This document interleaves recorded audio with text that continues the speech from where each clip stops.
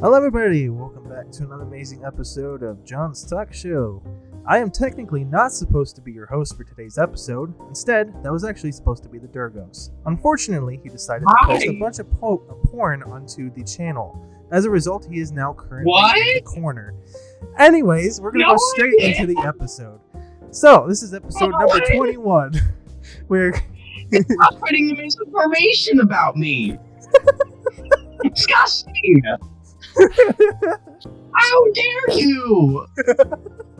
I will come over there and stand in your doorway and scream at you at 3 a.m.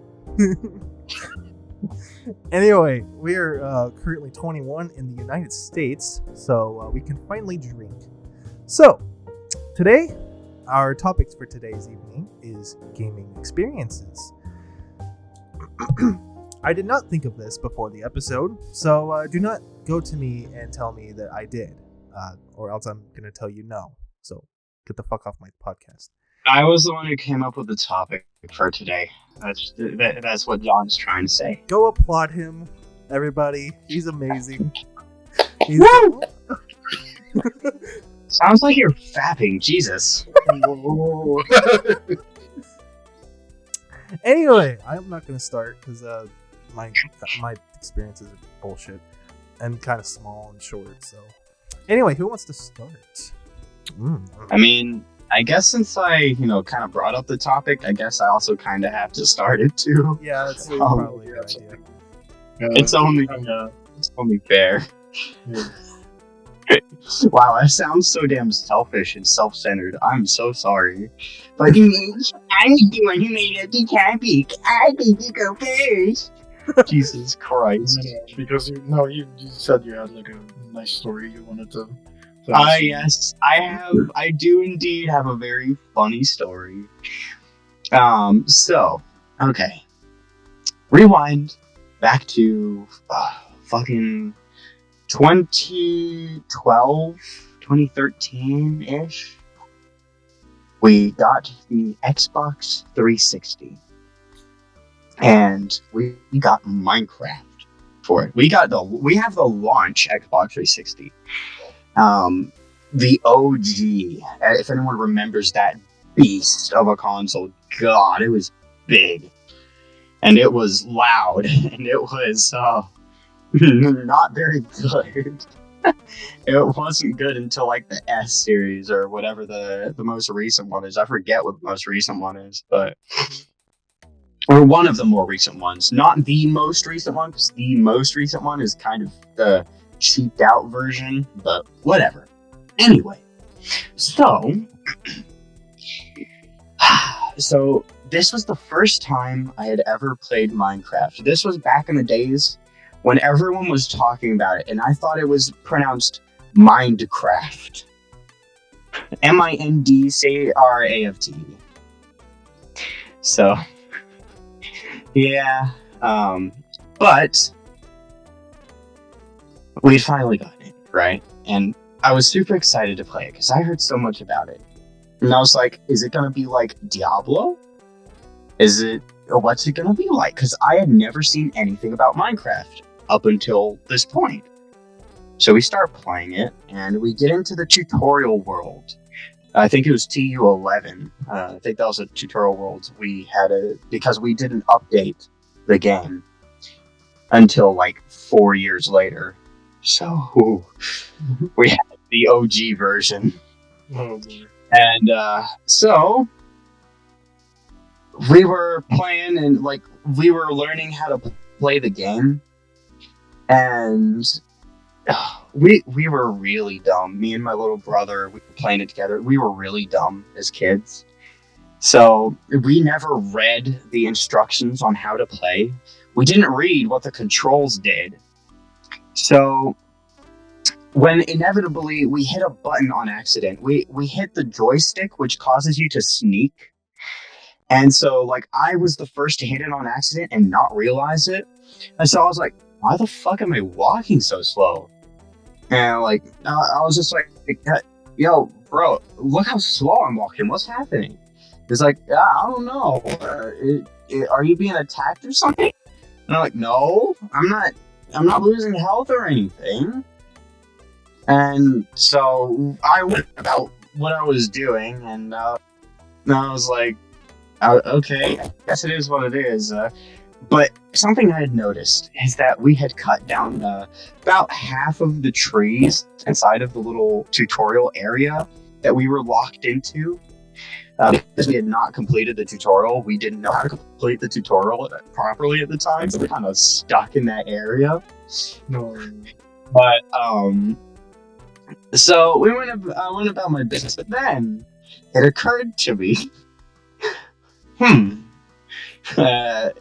something. Actually, I'm not gonna spoil it now. I'm gonna like let it build up because it's funny. It's fucking funny. So Johnny, or my little brother, he eventually also accidentally hit the sneak button, which was, right stick 3, you press down on the joystick. Mm-hmm. And we didn't know that was even a button. We didn't even know that button existed. So he started sneaking too, and he's like, whoa, I'm going slow now too, what's happening? And I'm like, and I look around, we had used up about 3/4 of the trees in the area, so I'm like, you know what it is? We're running out of oxygen. We've been cutting down all the trees. We gotta start planting more trees. So we desperately got all the sap we could and started planting, and we're like, hurry, grow. Please, we need these trees to grow. Otherwise, we're gonna die. So we sat there for about an hour and a half, fucking cutting down the rest of the trees and gathering the saplings so we can plant the trees. And we almost filled the place with trees. And it wasn't until an hour and a half later that we finally got to check the controls. And we had discovered that we just pressed the sneak button and we said not a single word to one another after that. we just continued inside. We didn't say a single word about it after that. We just continued on like nothing had happened. And that's not the only thing. Okay, so back whenever we had first started playing, we didn't know what redstone was. In the tutorial world, it was just kind of scattered in the redstone area, I don't know if you remember, but there was 2 or 3 pieces of redstone on each side of the piston contraption they had set up. There was just placed randomly there so it could give you a hint about where to put it. And we sat there whoa, that's blood. Why is there blood in this game? What do you do with it? And we broke the redstone and we were like, whoa, look, it's called redstone? Why do they call blood redstone? It was so stupid. Oh god. Oh my god. It was so dumb. And so we thought that the tutorial world was the only real world we could do. And no, we were very wrong. We found out how to create a new world. And that blew our minds. We were like, whoa, you can create an actual whole entire world to mess around with? And we had played survival the first 3 worlds, and then somehow whenever my cousin came over and he made a creative world and built to build a couple little things and then set it to survival, and I was I had been building a bunch of buildings in the creative mode, and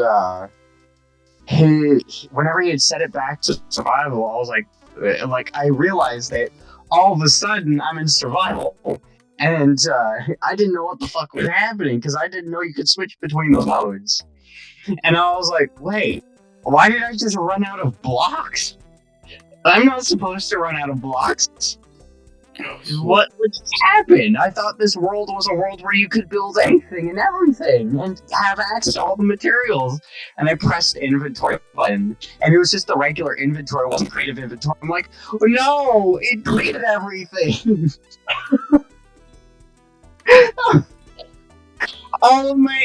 Everything is gone. All the blocks have disappeared. Where did they go?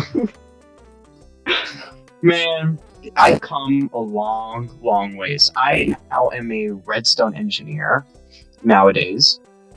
I am also a map builder. I know how to use command blocks, and I can build fucking huge maps. And I think my favorite things to build are like big, like industrial, like kind of like commercial like things. Like I like to build cities and prisons and things with like uniform layouts, things that are like things that have like a pattern to them, and I think it's really fun to do. So like I'm kind of glad that I didn't give up on Minecraft after going through so much what the fuck moments whenever I first started out. Because now, actually, John, you and I, we actually have our own survival world, and we're making it super cool. Yeah. It's going very well. It is so cool. It is super, super cool. I like to think that whenever you guys like discovered Redstone, the whole game just like turned upside down, and you guys were like, "Wait, is this a horror game actually?" Yes, we were like, "Oh my god, it's a horror game. Are we gonna get jump scared?" Because like back in the day, jump scares were the big thing. Oh my god! And so like, oh my god, are we gonna get jump scared? And like we were looking around the corners, and like everything scared the fuck out of us. Like fucking, oh my god, skeletons coming out of nowhere. Like when skeletons spawned, it was a jump scare. Like.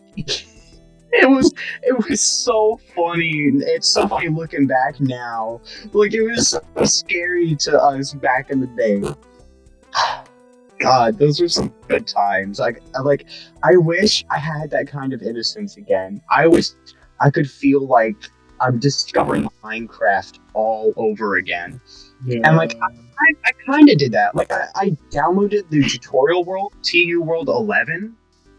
And it's the Xbox 360 original tutorial world, and so like I have been exploring it like the past 3 days, and it's just been nostalgia and memory after memory of all the fucking stupid shit I got into, and it's so nice to really see the old worlds and how Minecraft used to be. It even has the old texture pack, and like it's so nice. Like I missed it so much.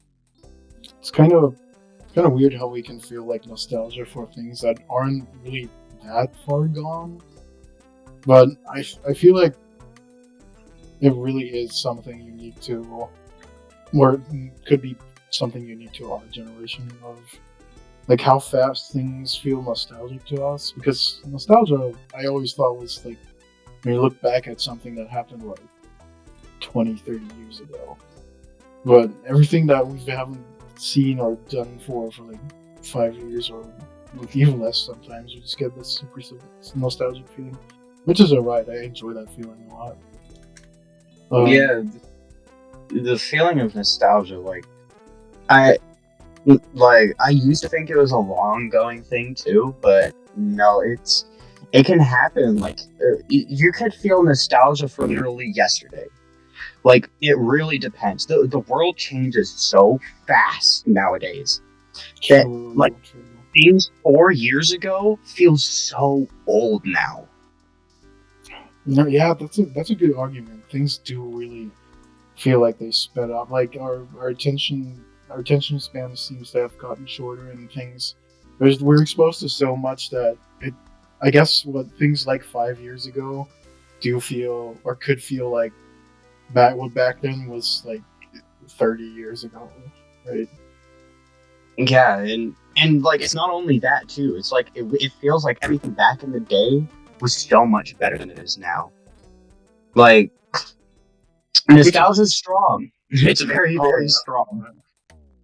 Which is funny because you hear like all the previous generations like squawk about like, oh, it was better in my day, but I'm like, I'm like, just in my, I'm in my 20s.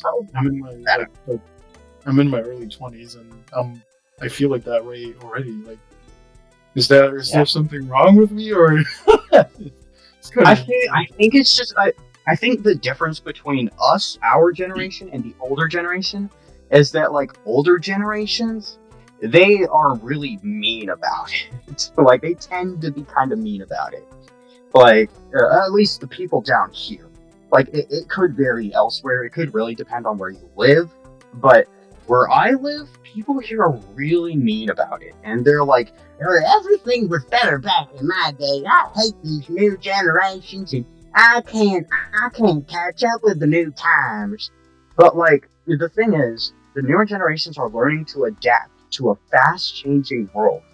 So we are much more accepting of the fact that things change. Whereas back in the old days, things weren't really changing as fast. Like, and when I say old days, I mean like, you know, pre-2000s. We're talking like the the 1700s up to like the 1930s and like fucking and so on and so forth up to like the 1980s and 90s. I think the 90s is when everything's really started to take off. But like it's an exponential growth. Things are just getting faster and faster and faster as the years go on. And I feel like as this newer generation is born, it really knows how to. The newer generations are really understanding how to grasp the fact that things just change so fast, and that things are going to change fast, and we're accepting of that. Yeah, and that is probably to some extent applicable to games, and how we kind of feel about Minecraft, for example. Even though, like, I do visit Minecraft sometimes, and I know I had my major phase of playing it, like, probably like 5 years ago when, I was a younger kid too. But yeah, I can already feel like the sense of nostalgia, or you'll see like the videos on YouTube and stuff, where they play like the music of Minecraft with like slower and reverbed, and it gives that extra nostalgic feeling. And it's kind of crazy that we can already tap into this feeling so early on. To me, it's fascinating. How our perceptions changed. A lot of the time, like whenever I see those videos like slowed with reverb, sometimes I like to view the ones that have like images of things that are nostalgic from our past, our childhoods. Oh, like, yeah. God, those really hit hard. God, it was so hard. Yeah, I think there's like a genuine like category of videos out there of just like nostalgia of like the 90s or like the 2000s and whatever. You can find it all.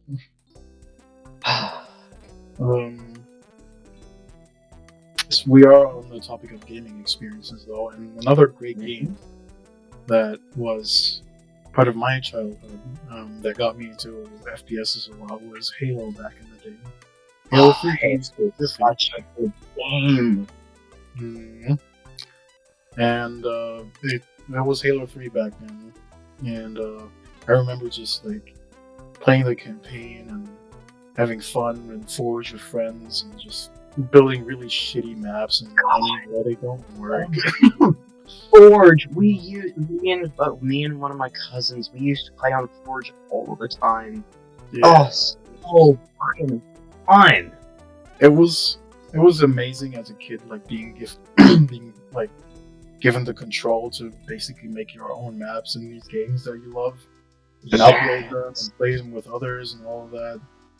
Kind of, yeah, and but obviously that only got so far, and for like it's pretty obvious that Halo as the franchise kind of took a dip after Reach, arguably, and for that magic of Halo kind of disappeared for me, and it was really sad because I look back at what this game did and like the friends I found and how much fun we had to just goofing off. It was sad to think that was just like in the past now, and I can't relive that anymore until I met someone recently that I wrote with on Discord, and they saw a picture I took and that was Halo related, and they were like, "Oh, so you're into Halo?" And we geeked out a little bit about it. And we eventually came to the conclusion that friend of mine has like a group of friends, a Discord server where they just meet up every Saturday to play Halo every like Saturday night, Halo night. And I was like, oh my gosh, That is so they play cool. they play the Master Chief Collection, so there's like a lot of Halo Reach, Halo 3, and all that, and some Halo 2 hopefully because some people have to install it, but that would be amazing because I never got to experience games like Halo 2 online. When I got into Halo 3, I like the servers for Halo 2 were shut down already, and yeah, so I'm really thankful that I kind of get a chance to relive that actually, and it's nice to see people still like appreciating like the fun some games brought back then and try to recreate that nowadays. Not let it go to waste, basically. Yeah, 100%. Game preservationists, they really do save the world of gaming. Absolutely, just hoping it stays that way.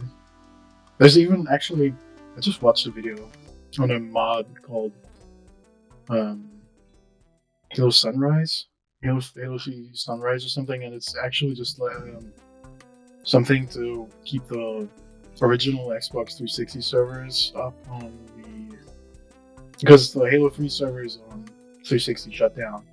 But there's a bunch of individuals that like host servers, and you can request an invite on Discord, and then they'll invite you to that server on the original 360. And it's like crazy that people will go that far and find ways just to preserve that original experience, and it's actually really cool. That is dope as hell. Yeah. That was my favorite FPS, and I'm gonna transition to a question I wrote down here, which is, what's your guys' favorite games? And I already mentioned Halo is like the introduction to the FPS genre. My first ever game on the console was Need for Speed Underground 2, which I still boot up that game. I still replay it, even though I've played it through like 7 times or so now. I know everything about it. I still can't get enough. That soundtrack is just pure. That soundtrack embodied the 2000s. And now that I got into guitar, I can actually start learning some of the riffs that played in that game.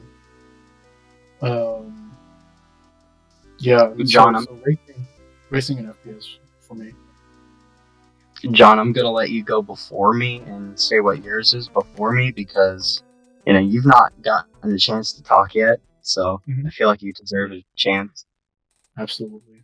To answer the question, my favorite games have always been GTA series, Minecraft, and I would say now it's DMod. Ever since I got into that game, I just couldn't stop playing it. And then there's a couple of other games on my Steam list, but typically it's usually only been Minecraft and GTA. I am not a gamer anymore. I stopped doing that shit over the years, but I still play games occasionally just for YouTube. I would play like games that I've just never played before. Like, I have played a little bit of Call of Duty, and that's mostly something I want to express about the first time I've ever played it, at least from what my memory is. And I never played Halo. I have basically, you can probably ask me a bunch of questions, like a bunch of game questions about what games I played, and I would most likely say no. And it could be a lot of popular series. It doesn't matter what it is. I probably just never fucking played it.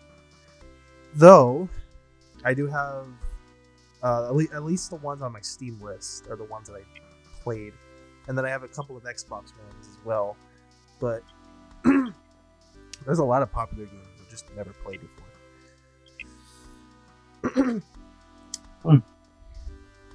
I think that's okay, because I'm pretty much the same, but with movies. I have missed out on so many iconic movies, and I'm only now trying to watch and catch up on stuff. So My dad has almost 1,000 movies on Vudu, and I haven't watched 100 of those. And he keeps begging me to try a couple, and I'm just like, I don't want to. It has to interest me. You can't force them. Yeah. I'm not much of a movie person either.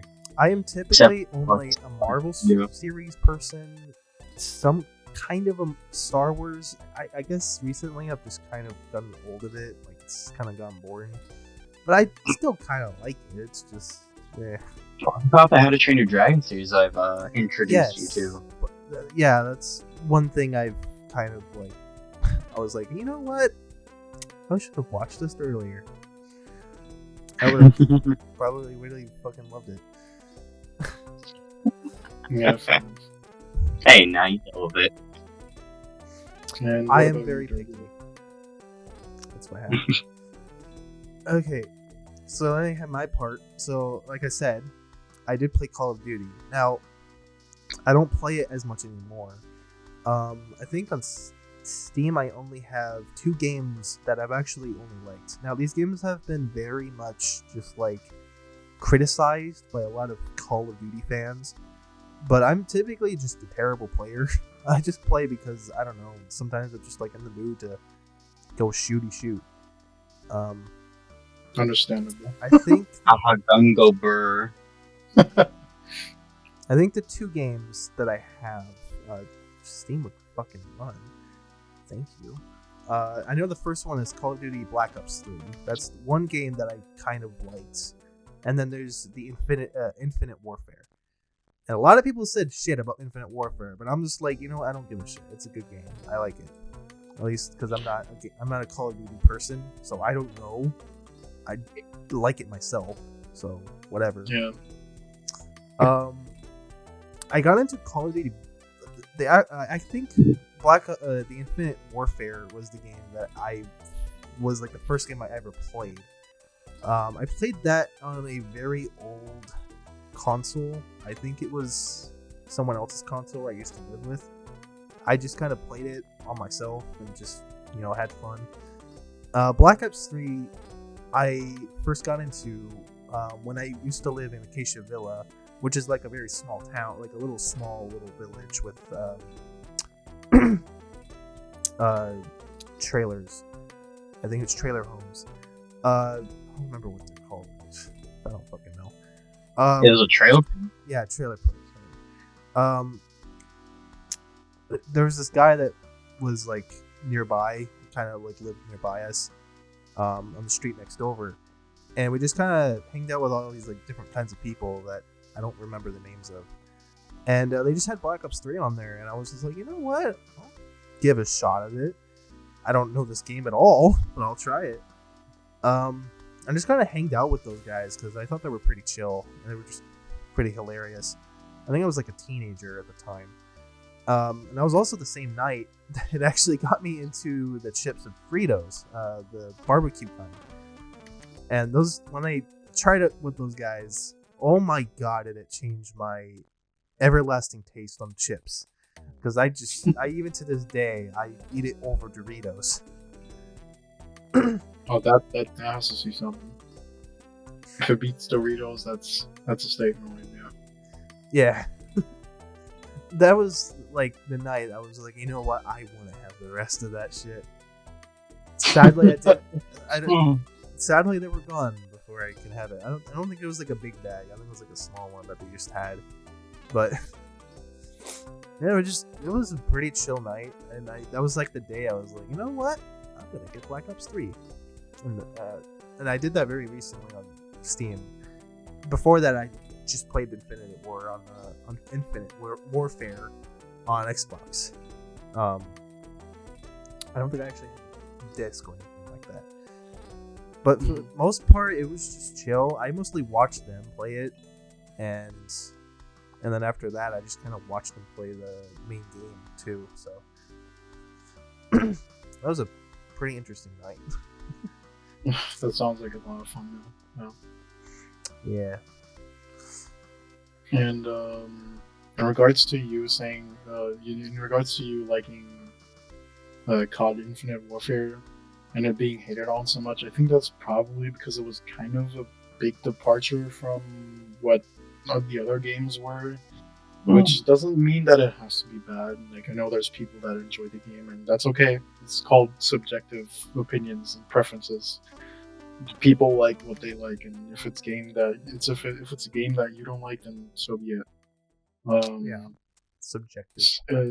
Yeah, and so I think you put it perfectly. Infinite Warfare was your first like taste of the COD series, and so you really like it, and I feel like you really enjoy any like game that you get into first. That's just gonna be like, there's a bias towards it almost, because I feel like, I want to say, if you got into the earlier CODs, you would have maybe felt the same like how many people feel about Infinite Warfare. Maybe not, maybe you've enjoyed it as well, but that's just If I'm I know it gets a lot of shit too. If I'm a lot more optimistic in the future, like I am now, then maybe I would like it.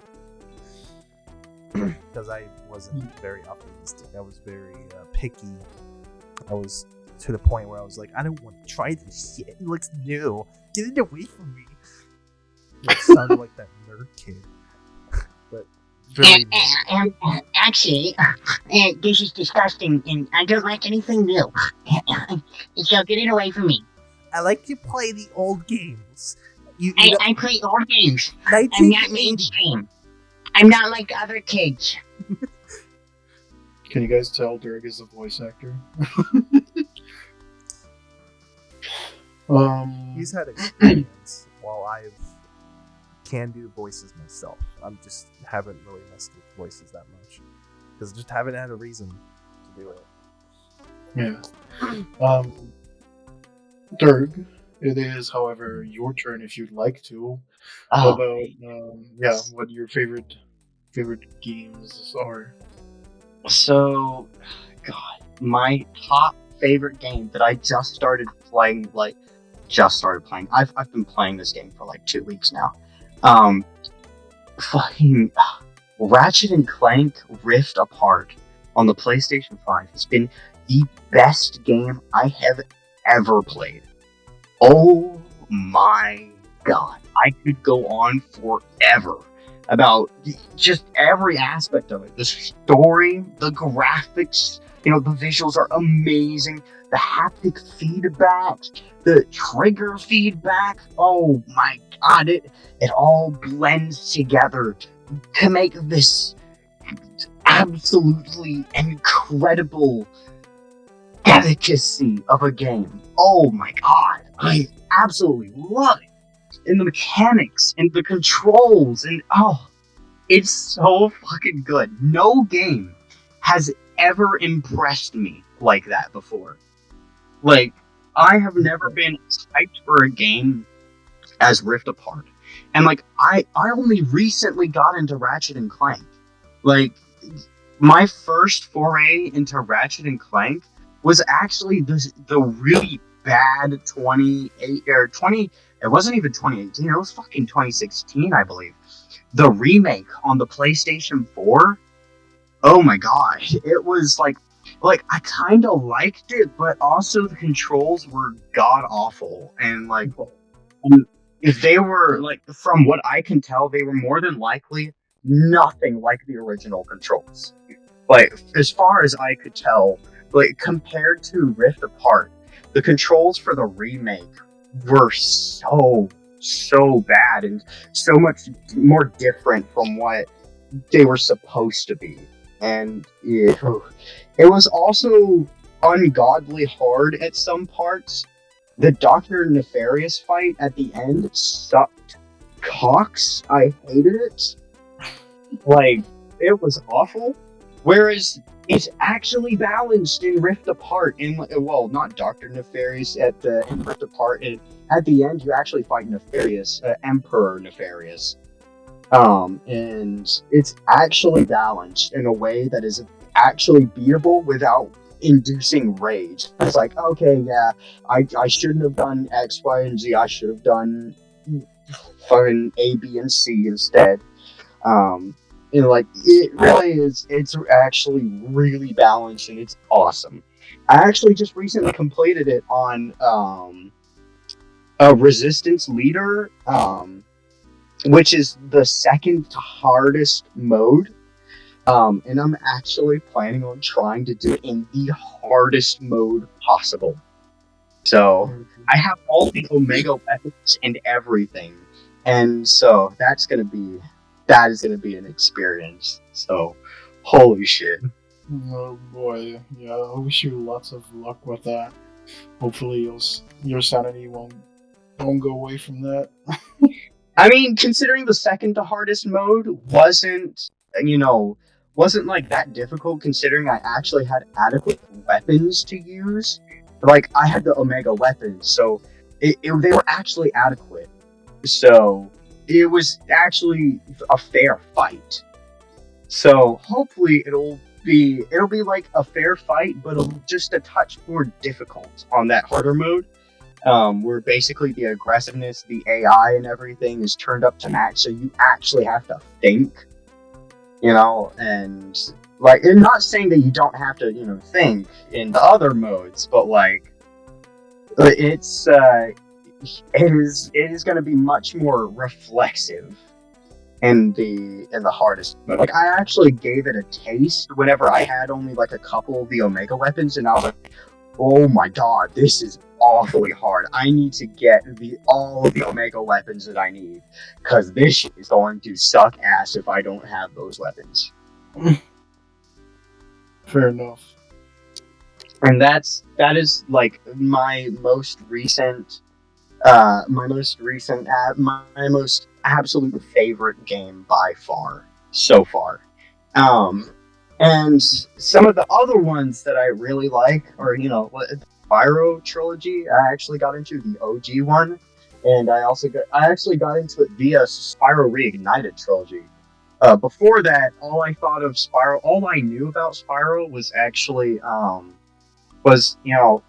Skylanders Spyro, which was an abomination, and was the reason I fucking hated Spyro, is because of Skylanders. Ugh. God, the design. Why? What were they thinking? They weren't, clearly. Me thinking about Halo 5. God. This is awful. I think the two characters that played in Skylanders was the Archer and the Dragon. And I think that was it. God. Ugh. But Spyro Reignited was an absolutely beautiful game when it came out. Like, it came out in 2018, which was a few years ago now. Holy shit. But I watched Jacksepticeye play it, and I was like, whoa, a game where a dragon is the good guy?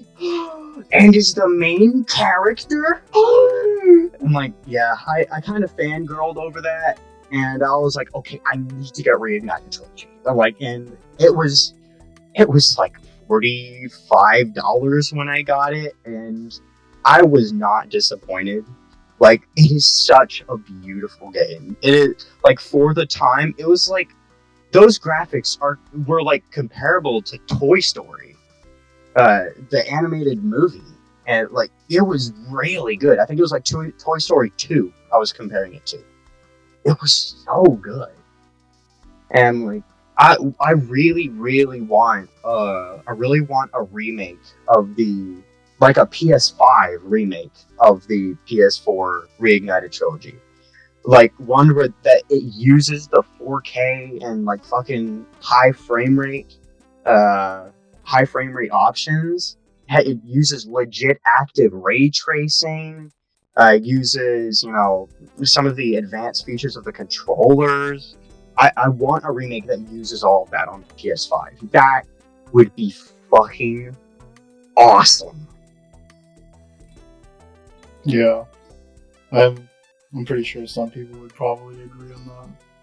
And it's nice to hear, like, when you talk about those games, I can clearly tell you're like genuinely happy having experienced them.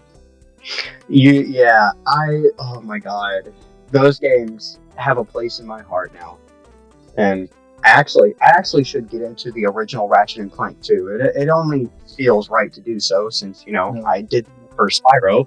I played the original Spyro trilogy. I have a PS1. I have like 5 PS1s actually. So I was like, well, why not? Spyro the Dragon is really fucking cheap on eBay, so I went ahead and bought all 3 Spyro discs. I got all 3 Chaos Emeralds. I got all 3 of the Spyro discs for the Spyro trilogy, and I played them, and I was like, wow, this is awesome. This is super cool. Like, I absolutely love it. It's such a time. Nice. No, there you mentioned PlayStation 1. I've been an Xbox boy for like my entire life. I never really grew up with PlayStation, not because I was really against it or anything. I was just too lazy to try it out. But I had a PlayStation 2 chilling in the basement, and I got it up here and connected everything. It turned on. I put like a music CD in it to see if it still reads properly, and I read the music without a problem. And it was weird. Like it was a PlayStation from like some relative from my dad, and so there was like some leftover memories. And they were from like the earliest I could find was from 2007. So it was like I knew someone had like history with this console back in 2007. It was kind of weird to tap into this and know that this was someone's past, essentially, a little bit. They didn't play it much, so that's why it ended up in our household. I got into watching videos about Gran Turismo lately as an avid, I'm into racing games, both arcade and sim a lot. Especially the Forza series, both Motorsport and Horizon. And it was an opportunity for me to like try out the other series or like the rival series to Motorsport, which is Gran Turismo. And now I'm like experiencing this game, the other, like from the PlayStation side of players and how they experienced like racing games back then. It's actually really a blast, and I enjoyed it. I bought Gran Turismo 4 for it because that's what's generally like acknowledged as the best one. And yeah, and it's just such a blast. It's such a good game. It's so in depth, and I'm so happy that I dug up that PlayStation 2 and decided to like dig around in the past a little bit and explore other older games. I actually have a recommendation for you. You might like it. It is a racing game. It is called Wipeout. It is on the PlayStation 1, but the PS2 can actually read PlayStation 1 discs. It's backwards compatible. So I really recommend trying that one out because that one is also a lot of fun. Ooh, okay. I'll remember that. That PS2 actually reminds me a game that I used to play all the time. Do you guys remember the movie WALL-E? Yep. The movie about the robot dude? Yeah. I had the WALL-E game on the my aunt had the WALL-E game for the PS2. Or it was either my mother or my aunt. But they had a PS2 upstairs with the WALL-E game. And oh my god, I had so much fun playing that game. That's interesting because I remember I played the game. I played a WALL-E game for the 360, which is actually a lot of fun too because I loved the first movie as a kid, so I was like playing the movie, but yeah, essentially playing the movie, like Yeah, everything. literally, it was like playing a movie. Yeah. Yeah, and those I loved that as a kid. I never I should. heard of a Wally game before. It's nothing really super intense or wow. It's just like a game that came out with the movie, which apparently is actually a pretty big thing if you do a little bit of research. Back then, a lot of like games for movies came out like were released aside the movie. So that's maybe something I should dig into sometimes too. Disney actually did that up until like Zootopia, I believe. And like I think after Zootopia and whatever like 2 movies came out after that, I think they kind of stopped doing it maybe. But I mean, if they're still doing it, like they're doing it the same way they did it with Zootopia and like the movies that they released like fucking 5 years prior. They're just really fucking cheap, simple, easy to throw together, generic flash games. Like they do not put as much effort into games nowadays, that movie games nowadays, as they used to. Like, God, does anyone remember The Lion King, the movie, or the game that came out for it on like the SNES and the Sega Genesis and like the Game Boy? I think it might have came out for the Sega Game Gear. It also came out for the Game Boy Color. But the Sega, I have the Sega Genesis game, and it is really polished and really fun. They put so much effort into that game. It is crazy. I actually never knew there was a game on the Lion King.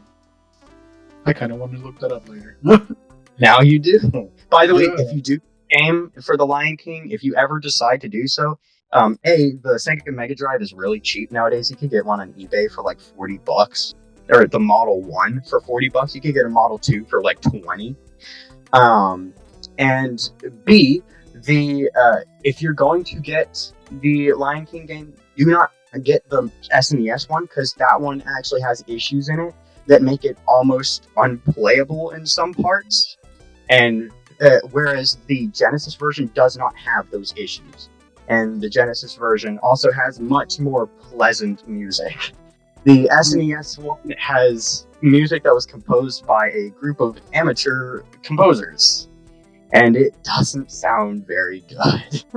They use like really detuned samples, and it sounds so bad. No, okay, I'll keep that in mind.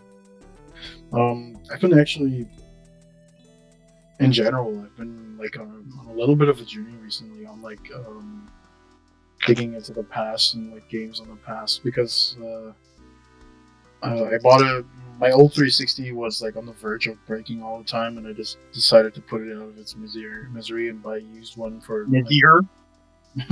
misery, and and I got one for like I think almost $40 too. That was like the perfect time to like stock up on old consoles before they like skyrocket in price again because of how rare they get probably. And I've been just going back to games that I remember I played a little as a kid but never finished it, and try to appreciate them, because I've just grown so disappointed with the modern AAA industry of games that I just was like, okay, I'll just play the old games. If like all the new ones are really so broken and are all about just getting as much money out of my pocket as possible, and I'm just gonna see what I missed out on back then. Games I didn't give enough love. AAA games these days are so rushed. Everyone, hey, you guys probably remember Cyberpunk 2077. That is a golden, shining trophy of shit that one is the big one that really shows the state of modern AAA games. Yeah. Like, of course, they've patched a lot of the shit in updates, but like, God, it should have been patched from the fucking beginning. They shouldn't have rushed it. Damn publisher. It wasn't the developer. It was the publisher that did that shit. Yeah, that's something very important to differentiate. Hate on the publisher, not on the developer, because Yeah. the The developers are the ones publishers are the pulling ones the trying whole. to. Yeah, they're the ones trying to fucking suck the money out of people and hit release dates and try to rush the developers. It's fucking awful. Mm. And I really have trouble trying to understand people that defend Cyberpunk, like, oh, but it's working now. It's like, I don't care if it's working now. It should have worked when it released, right? Yeah, for real. Fucking. Anyway, let's not get lost in that rabbit hole and get moving with a question that expands upon my earlier question of what our favorite games were or are. What are some franchises or games that you gave a try and you did not expect to actually enjoy to the extent? Oh. Yeah, I have a few of them, but like last time, I'm gonna go ahead and let John go. Yep. Okay. First. Hold on, let me check. Oh, I know a couple. Let me get the thing real quick. He's got to get the thing, guys. Yeah, you gotta get the thing. What is You the know, thing you mean, the Wes? thing that, the thing that everyone knows. You guys all know it's the thing. Yeah, like, come on, the thing, obviously. Fucking clearly. If you guys don't know that by now, why the fuck are you here? Why? Why do you exist? If you don't know what the thing is, why must you exist? This is the Thing podcast. We are all about the thing. Stop talking shit about me. Anyway, I can hear you. Don't fucking think as though that I left.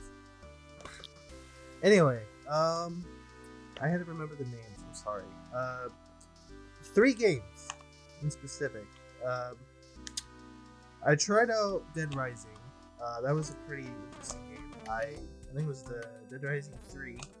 Ooh, I got into that game because of Game Grumps, surprisingly. I just enjoyed watching him play it, so I was like, you know what, I'm gonna get the game. I tried it for a while. I think it was with which one? I tried it out with my my ex-friend slash BF. There was a moment in that game actually that was actually really hilarious. It killed both of us. We were kind of recording the series because I was kind of like, bored and I kind of wanted to make a series off the game because I was interested. So there was this point where we had this game where we had to press the button extremely fast. I think it was like a little mini game or something like that. I think it was just like a little fun little thing. It was within the casino area, and I was trying my absolute hardest to press the button as quickly as possible. And I was like, God, I don't know how to do this. So I gave it over to him, who was sitting right next to me, and we decided to give it another try. What happened next fucking killed me. He pressed it so fast that it was so fast that I just started to laugh from how stupid I was, because I just couldn't comprehend the fact that he was able to do it better than I could. And I could not stop laughing because it was just so unexpected. I thought it was impossible, but he just blew it over, and I was like, "Holy shit! What the fuck?" It almost killed me. The rest of the game was okay, but after I lost like the recording files, I just kind of like, you know what? Never mind. Next game is Evil Within 2. I decided to play out this game because of Markiplier, and I just love watching him play it. So I was like, you know what? I'm gonna get it as well. And after playing it for a while, I think I got up to the first boss, and unfortunately, I could not for the life of me play this game because of the controls, and I'm very uncomfortable with how the controls work.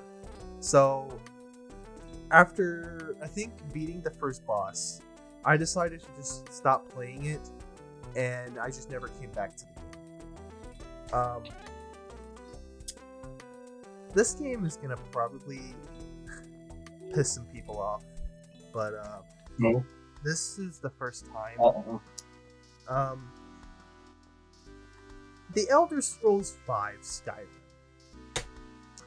I played this game for approximately 20 minutes until I quit and never returned. I played Fallout, and even though that game had a bunch of glitches, I had more fun playing Fallout than Skyrim. You realize the prompt was games you didn't expect to enjoy, but enjoy. No. Right. The thing is, I thought I was gonna enjoy the game because I heard tons of reports that it was amazing. But after playing it for approximately 20 minutes, I stopped playing it. And I never. Why did? What? I don't know. The prompt was you didn't expect to enjoy them, but well, you ended up enjoying them. This is the complete opposite. I think you're talking about the opposite. No. it's just a game that's fine too. I mean, it's still on the topic of games, which is like the topic, right? I'll start with. Yeah, How about this? You completely flipped the script, and I was like, "What? What?" There's no script here. I'm gonna still Yeah, keep going. It's fine. anyway. I was gonna start out with the bad first, and then I was gonna go to the good. Okay, well, that's fine, I guess. Anyway, Skyrim is I didn't really enjoy it afterwards. But for the good ones, on the other hand, let's see. So Terraria was a game that I didn't expect to actually start to enjoy, because at first when I was playing it by myself, I was kind of like a little bit about it, but when I started to play with other people, I was kind of like, you know what, this is actually really fun. I liked it more with other players because I was able to start to learn it, and started to enjoy it a lot. Phasmophobia was scary as shit by myself, and it kind of got me discouraged from playing it. But luckily, I had other people play with me, specifically X, and I fucking enjoyed that as all hell. But I wanted to play it with more people because that game is just the way how it's so realistic. It's like, the fact that once you die and the person just stops talking, it's just like, oh my god, I'm scared. It's so terrifying. But in a fun way. Yeah. I just need more people to play it, and then I'll probably start playing it again. Oh, and here's another good one. Santra 4. This reminded me a lot of GTA 5, but like in a really fun way. It's like a huge joke. But I first played it, and I started to really get into it because just how fun the game is. There's the mechanics, the fucking wonderful like movements that you can do. Holy hell. It was fucking... I fucking love it. And I think I beat the game, I don't remember how long ago. When I first got it on Xbox, at least. But Jesus Christ. I tried to play it again earlier, but I guess I just kind of lost my inspiration or something, because I was kind of focused on other stuff. But I still love the game. It's amazing. And I think people have said Santra 4 sucks. I've heard people talk shit about it, but it was the first game I ever played myself. And as Northy said earlier about how, when you first get into like a later game, you might enjoy that game more because it's like your first game, while as like earlier. So I loved it personally. People might not, but I didn't. But I did hugely. It was so fun. Probably more fun than I had with GTA 5, at least, because I just was because it had like superpowers in it, and it's all like a simulation. I was like, damn, this is fun. I never beat it 100% though, but I fucking loved it. That's all that really matters.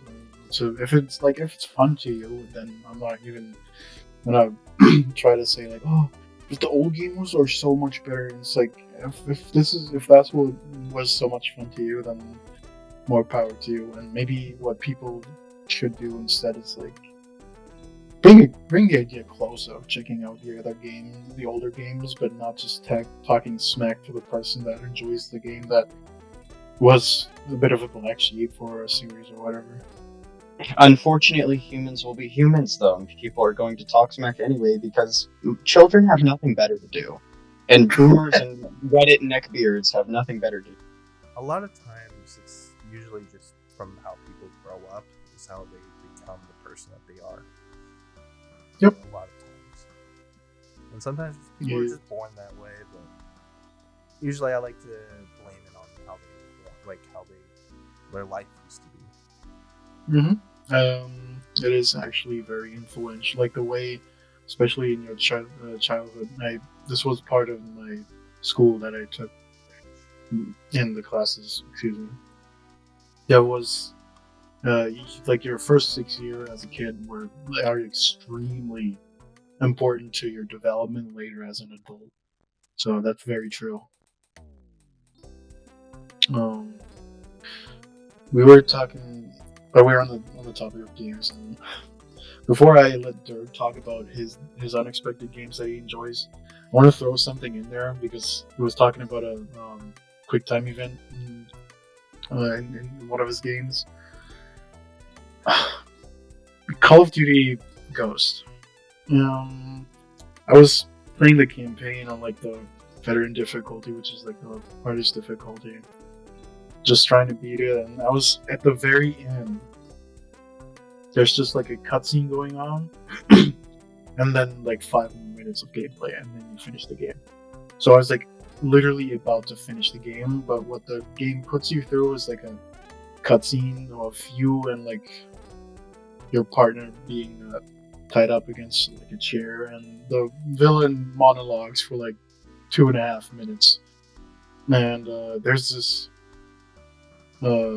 quick time event. You have to smash a button in order to like, I guess, free yourself. And I had trouble identifying what the button was on the screen.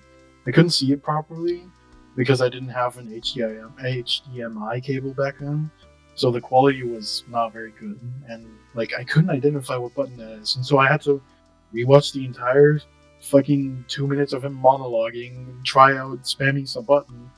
None of them worked, and I was like, okay, what is this button? Why can't I not progress?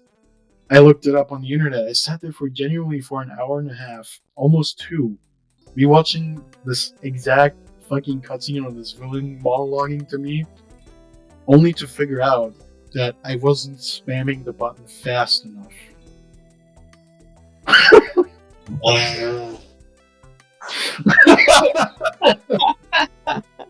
I was so frustrated.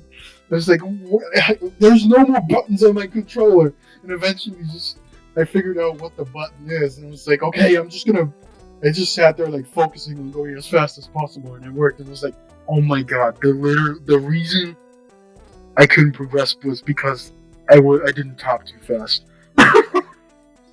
Like, that was 2 hours of my life wasted that I'm not getting back. Jesus Christ. So, I don't know, kids. Try harder next time. Cranky's advice: get good. Get good, yeah. However, Dirk, I would like to ask you now the question of what games you expected not to enjoy. Oh my god. So, like John, Terraria was one of the games I didn't think I'd enjoy. But like my little brother bought it and brought it home one day. It's like, what the fuck are we playing? We're supposed to be playing Minecraft. He's like, I want to play this. Whatever. I guess we'll try it. And he puts in Terraria. The disc tray closes. We go to it and we open it up, and it literally looks like Minecraft, but 2D. And I'm like, what the fuck is this? This looks so cheesy. And little did I know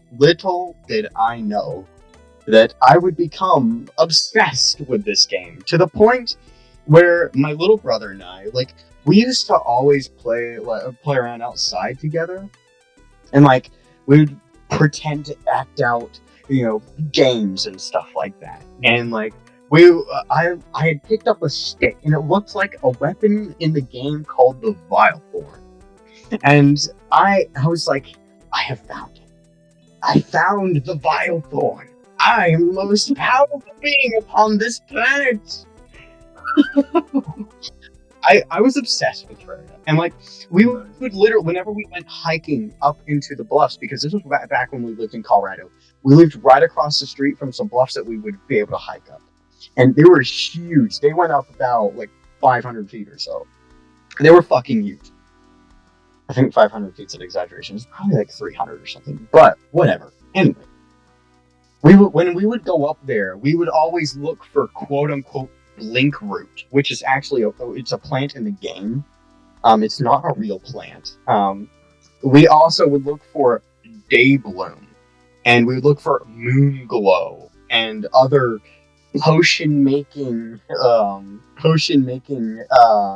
plants that were in Terraria. We'd look for them as we were going on hikes up. And you can probably already tell we were obsessed with that game. Like, I did not realize that I would love it that much. And God, that I'm so glad. I still play Terraria these days. I actually beat the Moon Lord recently for the first time. The update. The update. I have not beaten the new bosses from the newest update, the Journey's End update, because I've not touched Terraria since I beat Moonlord. But, I'm gonna try and re-beat the game again. So that has to be fun. I think. Speaking of Terraria, what I should probably do is download my save data, actually. I gotta do that here eventually. But that's one of the games. I have two other significant games that I didn't realize I would enjoy so much. And they were both on Xbox 360 as well. One of them was Battle Block Theater. And I thought this would be a really, crap kind of game. Just a really cheapo game. I was wrong. It's actually genuinely fun. It is a fun little arcade game. It is so fun. I absolutely adore it. And it actually reminds me of another one that I thought of, Spelunky on the PS4. Oh, that game, I thought it would be crap. It was so fun to play. Like, it was frustrating, but God, it was fun. And that one, I remember, let's see, Battle Block Theater, that one, I actually remember having a lot of good memories with. But, let's see, and then one of them that I spent a lot of hours playing, Castle Crashers. Oh my God. Whenever my little brother brought that one home, I was like, nah, you're capping, bro. That's probably not going to be a very good game. I don't like fighting games. I just don't. But to my utter surprise, that is one of the most enjoyable fighting games. Or in that style, at least. One of the most enjoyable fighting games in that 2D side-scroller style. It's like cartoonish, and it has like really cool music, and like, oh my God, it just reeks of 2016, and I love it. I fucking love it.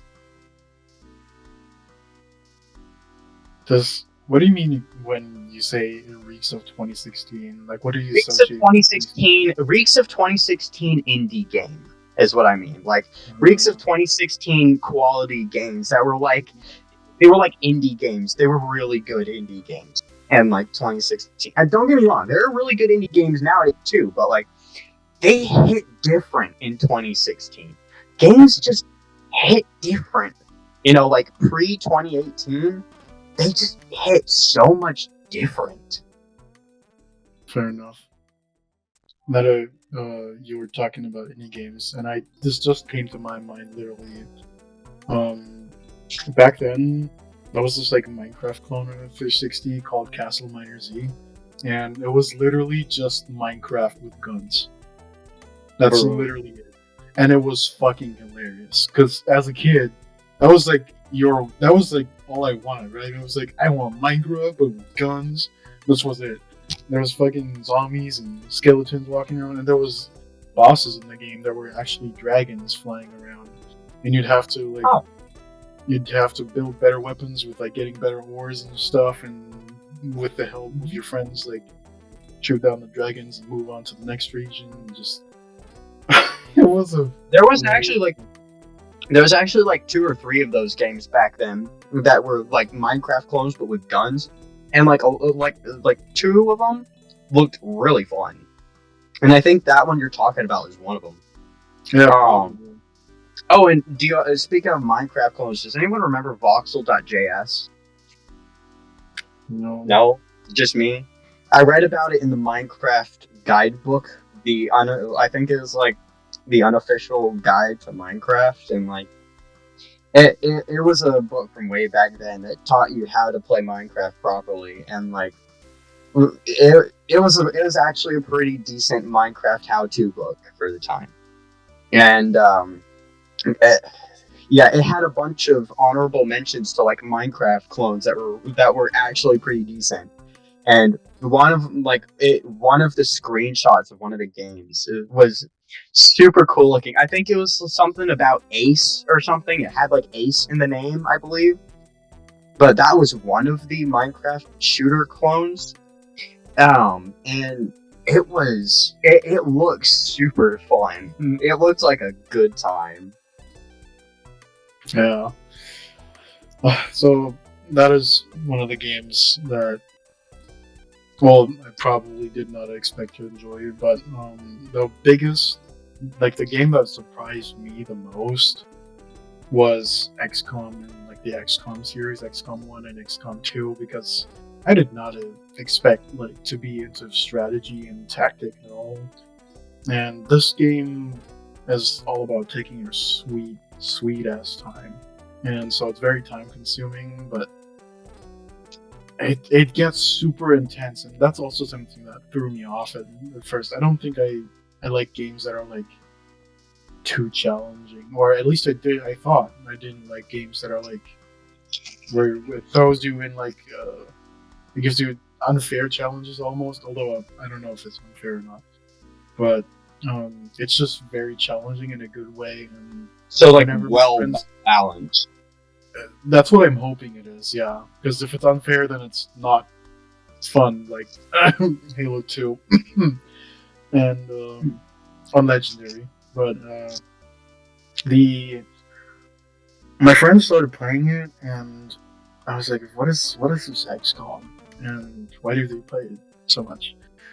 And like, it was in the Game Pass. The first one was in the Game Pass at that moment, and I downloaded it and played it, and I was like, I couldn't stop playing. For just like, I think for 6 or 7 months, me and my friends would just all sit in parties, which is like an equivalent to, Discord card and whatever. And oh yeah, we would just, you couldn't really play the game online. There was multiplayer where you could play against each other, but it's nothing to write home about. So we'd all sit there in our own like single player experiences of the game and tell each other whenever like we had something shitty happen. It's like, how did my soldier miss you? It was like right in front of them, right in front of the enemy. Or whenever we got like a new cool upgrade for our guns, like, guys, this is fucking ripping apart the aliens. You need this too. It's just such. It caught me out of nowhere. Like I would have not expected at all to enjoy that series. But it's fun for me as someone that has like a fascination with, I guess, aliens. It's especially fun, and just it taps into that like alien aesthetic that I enjoyed about Halo, kind of, and that awe-in wonder of like, what if alien but not with good intent come here. And just such a good time, and I just can't stop playing the game. It is like very hard though. I have not beaten the game on the third or fourth difficulty yet. I only beat it on the first and second. It is absolutely just merciless, and you have to really be careful with your decisions. But that's kind of the fun in it. Just beating those insane odds. Sounds like actually sounds kind of actually sounds like Ratchet and Clank Rift Apart, as a matter of fact, now that I think about it. Because, like, yeah, the difficulty is balanced in a way that it's like, it's really difficult whenever you don't have, like, the upgraded weapons, but, like, whenever you do mow down your enemies and, like, eventually get to the point where you're able to just fucking cut through them like a hot knife through butter. And man, it's so fun and so satisfying. And like, whenever you defeat an enemy, even with like underpowered weapons, that especially with underpowered weapons, actually, you get that sense of satisfaction. Like, fuck yeah, you enemy, I kicked your goddamn ass, you piece of shit. Fuck you! Oh, and it's awesome. XCOM does that too, because you're always in an arms race against the aliens, because you have to research new equipment and get better guns and better healing stuff and all that. But if you don't, the aliens will progress no matter what you do, and eventually they'll give their aliens better guns, and if you're still sitting there with like your off-the-shelf equipment, then you're gonna have trouble. And it feels very rewarding when you do upgrade and you're on a like a eye to eye level with the aliens again, or if you're very fast and you research good equipment earlier and you can kick the aliens' ass earlier before they even get their hands on like the really the better stuff. Right, yeah. Did you ever get that feeling, like, whenever you were have you ever had, like, one of those upgrades to a weapon? You just could not get that upgrade, and you really wanted to buy, like, that new weapon or that new upgrade for the weapon. And you were like, God, I can't fucking afford that. So you grind and grind and grind, and you finally buy that damn weapon. You're like, oh yeah, it's time to kick some motherfucking ass, bros. Yeah. Oh my! I fucking love that feeling. Like, I got that so much playing again. Ratchet and Clank comes into play. Like, they did it, and it's such a good feeling. I love it. Fair enough. It's some games just do it very right. Some games are just so damn good at that. God. I wish we had more games that did it like that. Yeah, absolutely.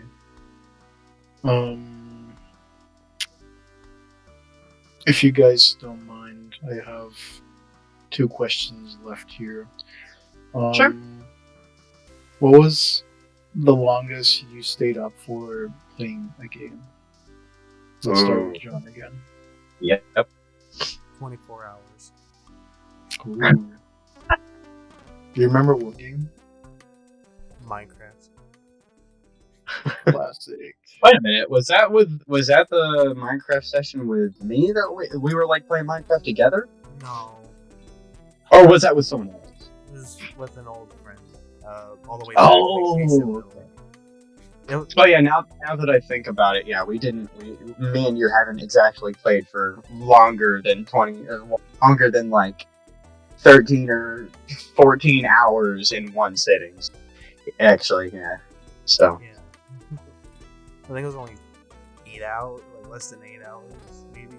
Because I think the rest of that half is other stuff. Mm-hmm. Okay, what about you, Dirk? Oh man, back when I lived in Minnesota, this was like literally ages ago. I think it was like 2011, 2010, 2011, around there.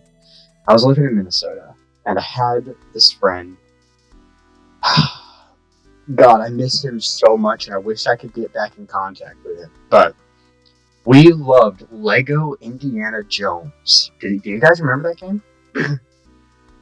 I don't. I only played Lego Star Wars. Man, Lego Indiana Jones. We played that game until 3 o'clock in the morning. Like, we had an all-nighter, and, like, we marathoned that game. And we did what we could to get the true adventure, which is, like, you collect above a certain amount of studs per level. Like, we tried to get true adventure every single level that we could. And we tried to collect every treasure that we could. And we tried to find all the secrets and beat the game completely. We tried to 100% that game. We ended up not, sending it, but we kicked ass in that game. It was so fun. Oh, God, good times. Good fucking times. I miss it so much. Man, it was so fun. Just pure fun. It was amazing. Nice. Now that I think about it, I don't think that was the only time I've had 24 hours. I've had I've had very long sessions on the old server that I played on, that I was a moderator of.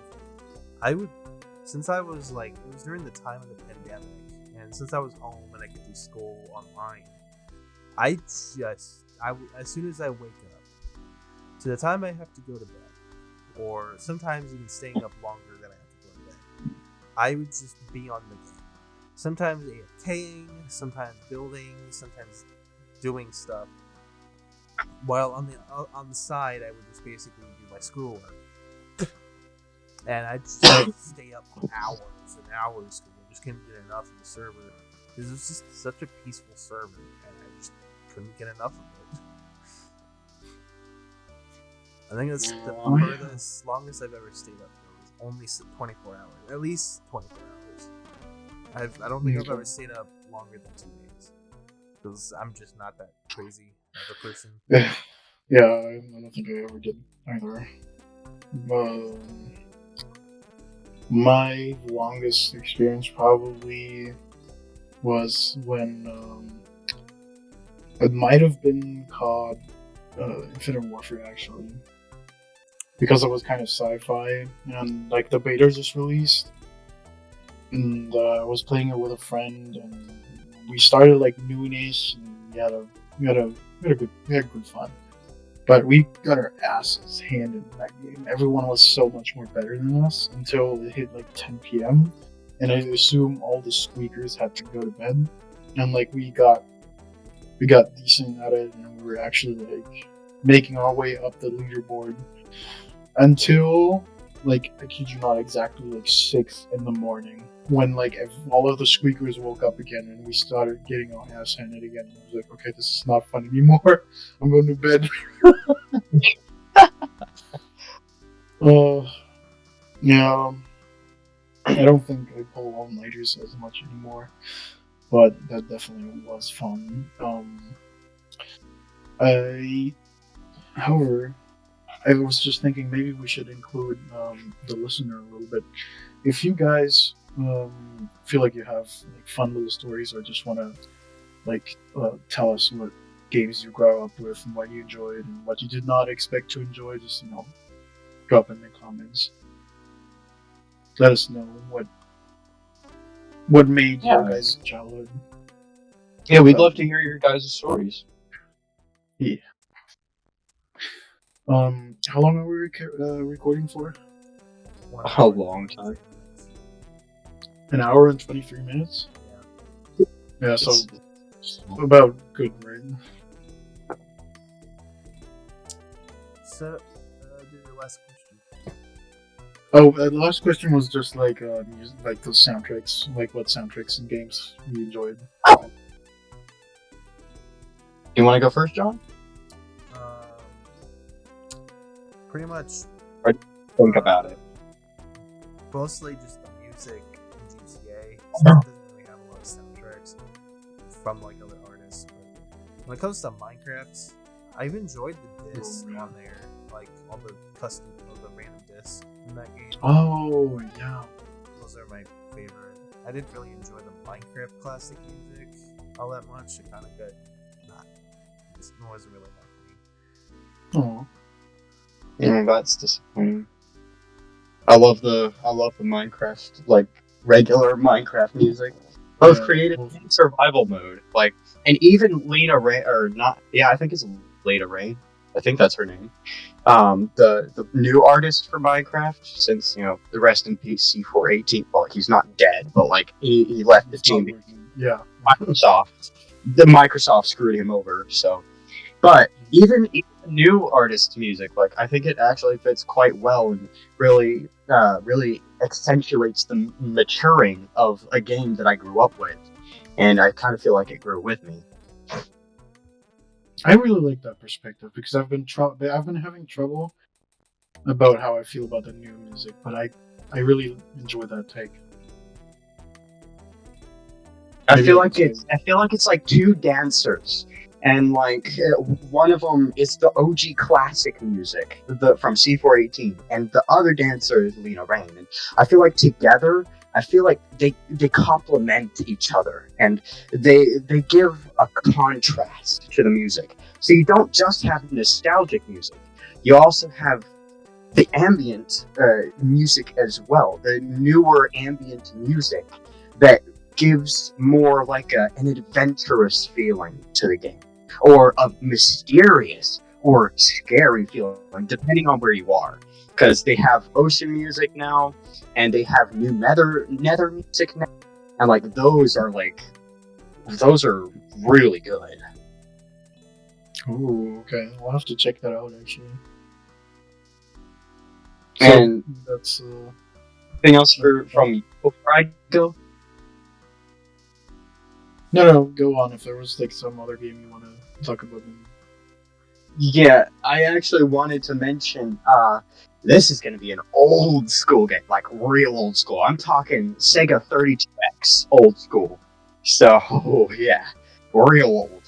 Knuckles Chaotix. It has one of the best, most grooviest soundtracks out of a lot of games that I've like listened to soundtracks for. Like that one is real groovy, and I fucking love it so much. I've actually covered a couple of those tracks, as a matter of fact, like Seascape, and fucking Marina Madness, I believe. Actually, that is Seascape. I did Seascape and Dorn to Summer, I believe. I did those two. Fucking jams. Absolute jams. And then, in terms of like most recent game for like favorite soundtrack from the most recent game would definitely be. I keep bringing this damn game up, but I swear to God, I'm not sponsored. I swear to God, I just fucking love this game. Ratchet and Clank Rift Apart has some awesome music to go with it. It just fits every scenario so well, and it is so well composed. And like, as a composer myself, humble brag, I just love to listen to the intricacies of the OST and how it fits in so well with the genre of game. Like, because the theme, not genre, the theme of the game, it is like, it's got acoustics to it, but it mashes the acoustics with electronic music in such a way that makes sense, and it's awesome. And they managed to make every single planet that you go to have a different feel and a different atmosphere to them, but at the same time maintaining that kind of sci-fi feeling, that futuristic sci-fi feeling, that alien kind of sounding that alien vibe. And it is so well done. I just gush over it. It's amazing. Yeah, that's lovely. It's actually really fun, like hearing you like talk about that game, about Ratchet and Clank. Good, and just hearing you like geek out over it. Yeah, absolutely.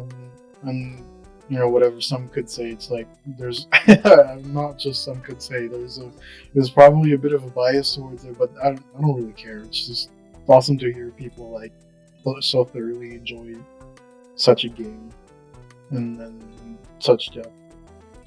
And like I said, I didn't expect to be this impressed by a game. Never in my life did I ever think a game could hype me up this much. So this is really saying something. Like, this impressed me beyond words. I just, it's Nice. awesome.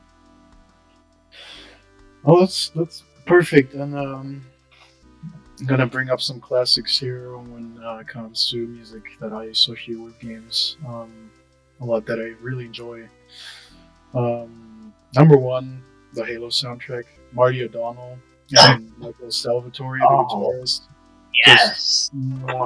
Timeless. I listen to that shit just in the background sometimes and just let that nostalgia sink in. Hell yes. Love that one. Never forget the title music for Halo 3 just hits different now that like Halo is being put in the backseat by Microsoft. I will never forget you, Halo. Rest in peace, Halo. You will be missed. Yeah, Hell of a franchise.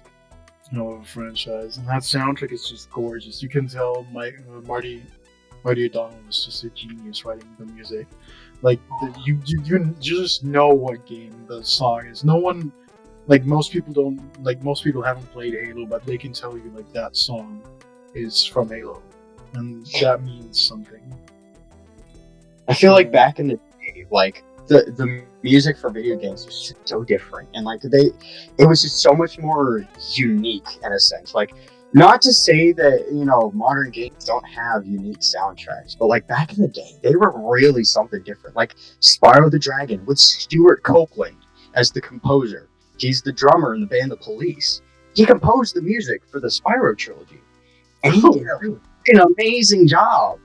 Like, back then, they had these like real big names composing for video games, and God, they really, really did hit it out the park.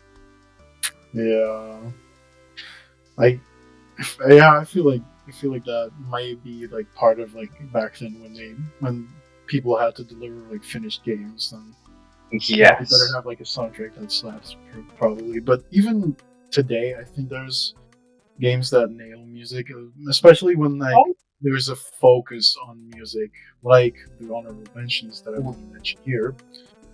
Payday 2, nothing like robbing banks to some sick EDM, just beats in the back and just killing armadas of police and getting that cash, getting that bread with your friends, and hilarious masks that you built yourself.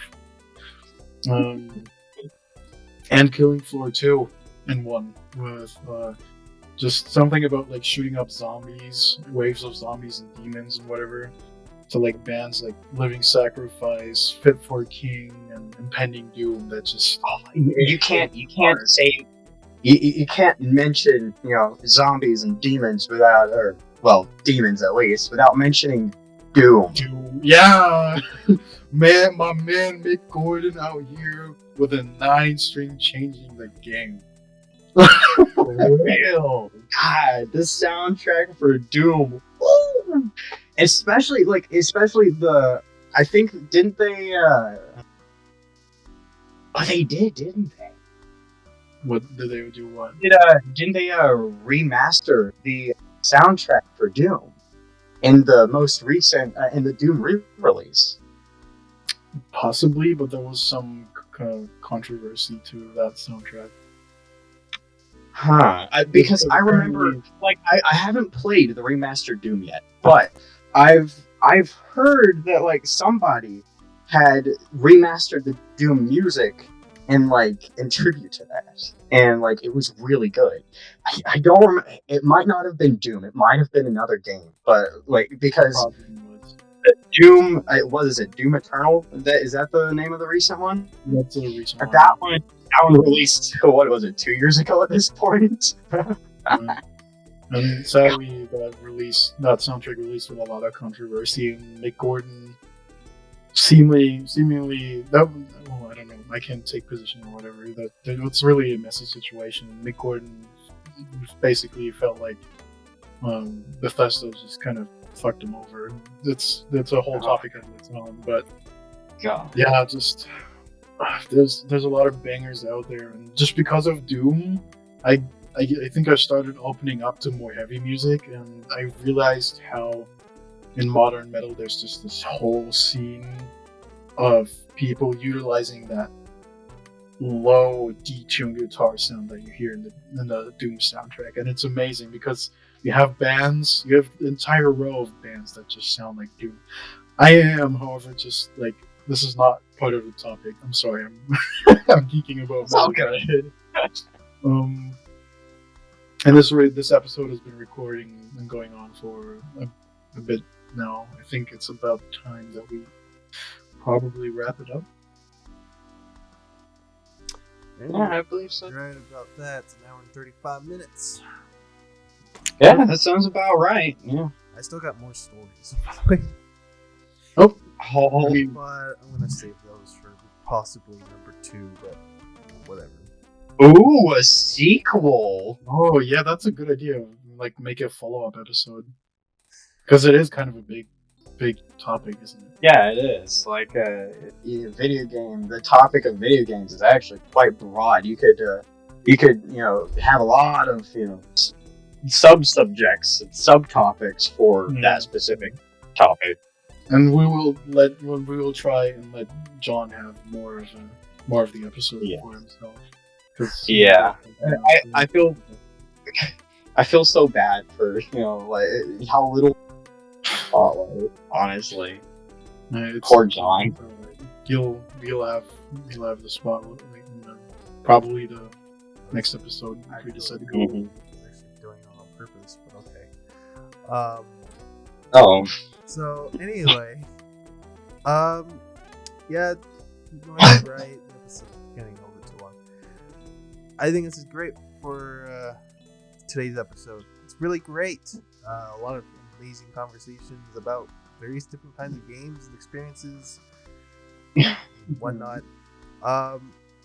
Who won the episode? Nobody. You guys all failed. We all Get did. off my podcast now. Oh no, Swear to okay. God. No, I'm sorry. I didn't mean to fail you. Anyway, no, all you guys are amazing. You too. Thanks for having me on here. Yeah. So anyway, like I said, I'm not the host. In fact, I'm actually, I'm technically not supposed to be one. I'm just here as a replacement because the Durg is being a bad, naughty Durgo. No, why me? Why is it always me? You said that. Fucking Neville Longbottom hanging from a chandelier. Why is it always me? So yeah, that'll be it for today's episode. Please do not like or subscribe to this channel. Otherwise, I will kill you with a game disc. Like as that. So yeah, thank you guys so much for the amazing support, and thank you guys for popping in today's episode. Okay. Or whatever. Bye. Bye. And where's my game disc? So I can